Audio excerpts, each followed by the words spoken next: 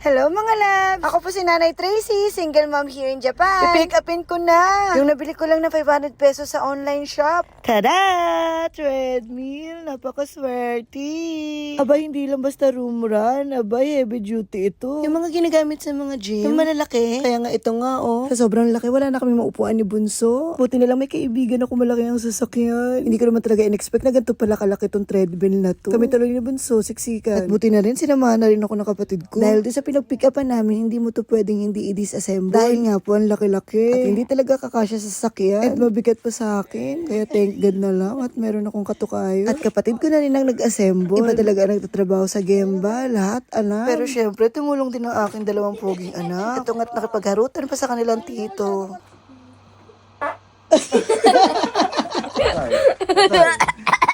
Patay. And ngayon, syempre kailangan natin i-rantas ito. Ayan, working. Start ka na. 2-1. Ayun Ayun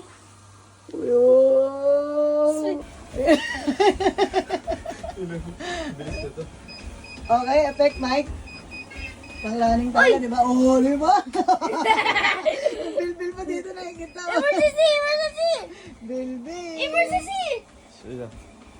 Galing. Nice. Very nice. O, di ba? Hindi na ako mag-running sa labas. Emergency! Stop. Oh, ganun talaga. Ako din talay! Ako! Oh, diba? Ang ganda ng treadmill ko. Pati itong dalawa magkapatid, nag-agawan. Gusto na kasing subukan. Ito nga si Bunso, nakipagbato-batopik pa. Meron sa iyo. Kuya, please! Bato-bato Very fix! good. Weight loss. Weight loss. Kailangan Wait, yan. last kay nana yan. Set po. Ito BMI pala. po. Sabi nga. 9%. Start.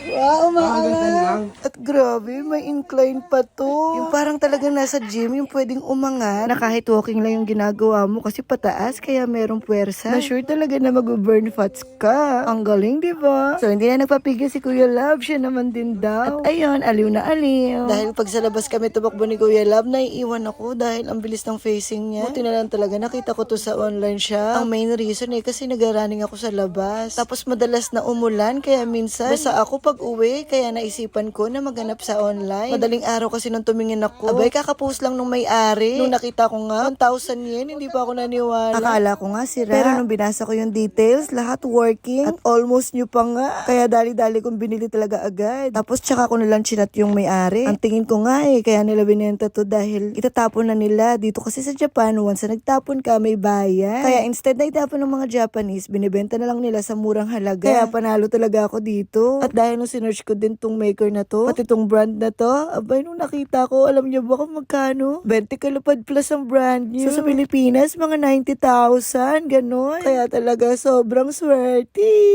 Hindi na ako mababasa. Tapos anytime, pwede pa ako mag-running. Kaya dito na kami sa loob ni Bunso, tatakbo. O, diba? Aliw din siya. Kaya no worries na ako for running. Ganon.